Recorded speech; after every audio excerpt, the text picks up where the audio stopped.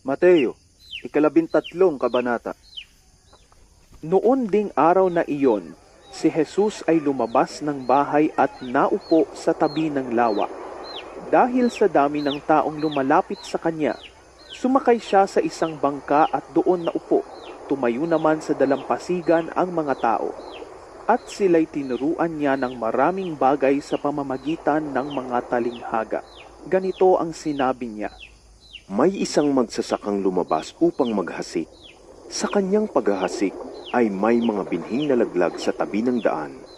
Dumating ang mga ibon at tinuka ang mga iyon. May mga binhi namang nalaglag sa mabatong lupa. Dahil manipis lang ang lupa roon, sumibol agad ang mga binhi. Ngunit natuyo agad ang mga ito nang mabilad sa matinding init ng araw. Palibhasay, mababaw ang ugat.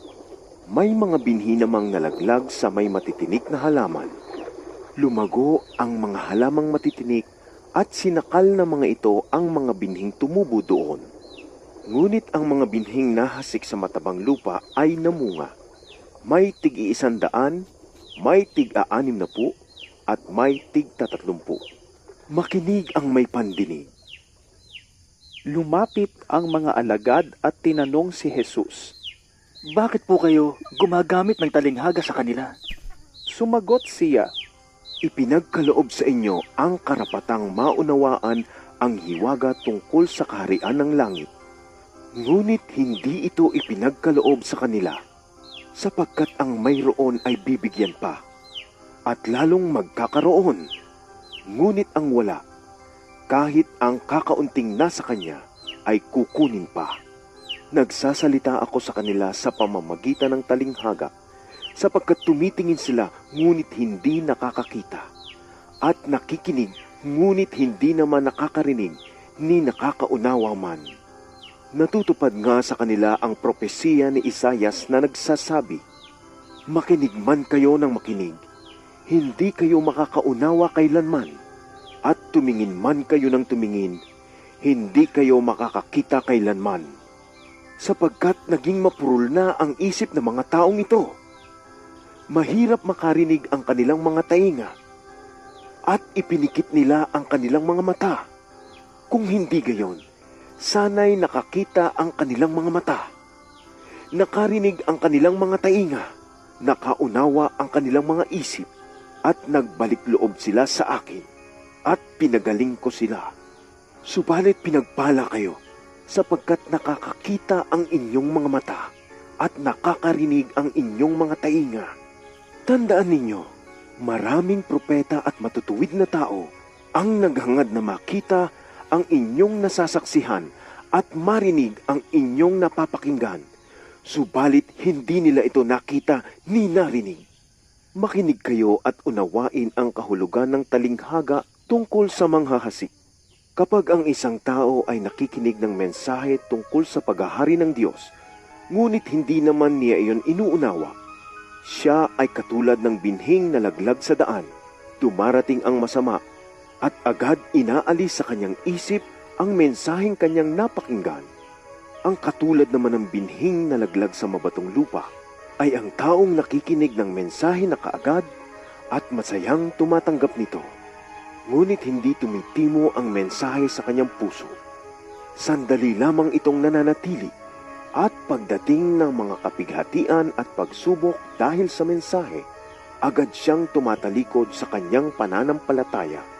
Ang binhi namang nahulog sa may matitinik na halaman ay ang mga taong nakikinig ng mensahe, ngunit dahil sa pagkabalisa sa maraming mga bagay at pagkahumaling sa kayamanan, nawawala ng puwang sa kanilang puso ang mensahe at hindi ito nagkakaroon ng bunga. At ang katulad naman ng binhing nahasik sa matabang lupa ay ang mga taong dumirinig at umuunawang mabuti sa mensahe, kaya't ito ay namumunga ng sagana. May tig-100, may tig-60, at may tig-30. Nagsalaysay muli si Jesus sa kanila ng isa pang talinghaga.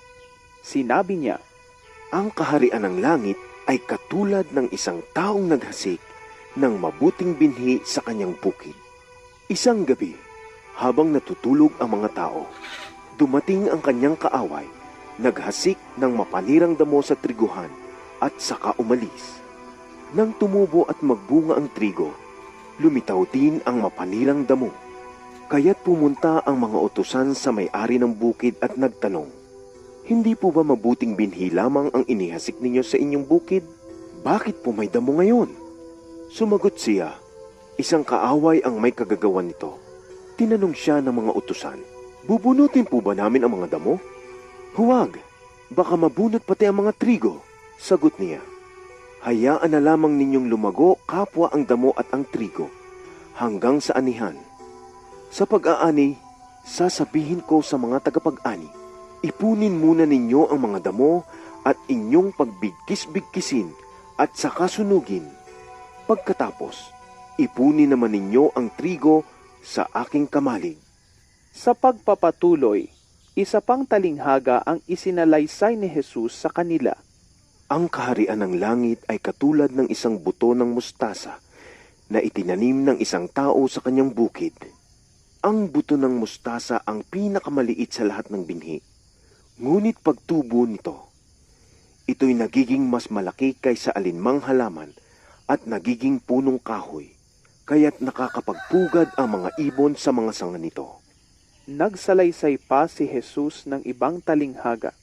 Ang kaharian ng langit ay katulad ng pampaalsa na inihalo ng isang babae sa 3 takal na harina hanggang umalsa ang buong masa ng harina. Ang lahat ng ito ay sinabi ni Jesus sa mga tao sa pamamagitan ng mga talinghaga at wala siyang itinuro sa kanila nang hindi sa pamamagitan ng talinghaga. Sa gayon, natupad ang sinabi ng propeta. Magsasalita ako sa pamamagitan ng mga talinghaga.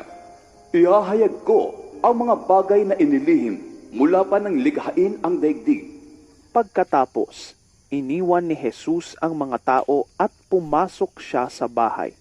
Lumapit ang kanyang mga alagad at sinabi sa kanya, Ipaliwanag po ninyo sa amin ang talinghaga tungkol sa mapanirang damong tumubo sa bukid. Sumagot si Jesus, Ang naghahasik ng mabubuting binhi ay ang anak ng tao. Ang bukid ay ang daigdig. Ang mabuting binhi ay ang mga taong kabilang sa kaharian, at ang mapanirang damo naman ay ang mga kabilang sa masama. Ang kaaway na naghasik ng damo ay walang iba kundi ang dyablo. Ang panahon ng pag-aani ay ang katapusan ng daigdig, at ang mga tagapag-ani naman ay ang mga anghel. Kung paanong ang mga damo ay tinitipon at sinusunog, ganoon din ang mangyayari sa katapusan ng daigdig. Ipag-uutos ng anak ng tao sa kanyang mga anghel, na tipunin nila mula sa kanyang kaharian ang lahat ng nagiging sanhi ng pagkakasala at ang lahat ng gumagawa ng masama.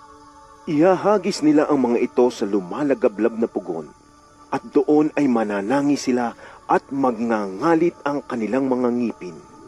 Ngunit ang mga gumagawa ng matuwid ay magliliwanag na parang araw sa kaharian ng kanilang Ama. Makinig ang may pandinig. Ang kaharian ng langit ay katulad ng kayamanang nakabaon sa isang bukid. Nahukay ito ng isang tao, ngunit agad itong tinabunan.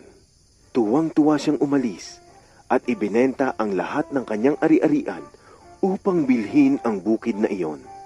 Ang kaharian ng langit ay katulad din ng isang negosyante na naghahanap ng mga mamahaling perlas.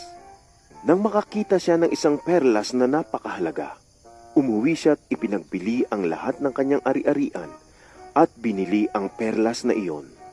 Ang kaharian ng langit ay katulad din ng isang lambat na inihagi sa dagat at nakahuli ng sari-saring isda. Nang mapuno ang lambat, hinila ito sa pampang. Naupo ang mga tao habang tinitipon nila sa sisidlan ang mabubuting isda at itinatapon naman ang mga isdang hindi mapapakinabangan. Gayon din ang mangyayari sa katapusan ng daigdig. Darating ang mga anghel, ihihiwalay ang masasama sa mga matuwid, at ihahagis ang masasama sa naglalagablab na apoy. Dooy mananangi sila at magngangalit ang kanilang mga ngipin. Nauunawaan ba ninyo ang lahat ng ito? tanong ni Jesus. Opo. Sagot nila, at sinabi niya sa kanila, Kaya nga ang bawat tagapagturo ng kautusan na tinuruan tungkol sa kaharian ng langit ay katulad ng isang pinuno ng sambahayan na naglalabas ng mga bagay na bago at luma mula sa kanyang taguan ng kayamanan. Umalis si Jesus mula roon matapos niyang isalaysay ang mga talinghagang ito. Umuwi siya sa kanyang bayan at nagturo sa kanilang sinagoga. Nagtaka ang mga nakarinig sa kanya, kaya't kanilang itinanong, Saan kumuha ng ganyang karunungan ang taong iyan? Paano siya nakakagawa ng mga himala? Hindi ba siya ay anak ng isang karpentero? Hindi ba si Maria ang kanyang ina? At sina Santiago, Jose, Simon at Judas ang kanyang mga kapatid? At taga rito rin ang kanyang mga kapatid na babae, di ba? Saan kaya niya natutuhan ang lahat ng iyan? at siya'y hindi nila pinaniwalaan, kaya't sinabi ni Jesus sa kanila, Ang isang propeta ay iginagalang kahit saan, maliban sa kanyang sariling bayan at sariling sambahayan. At dahil ayaw nilang maniwala kay Jesus, hindi siya gumawa roon ng maraming himala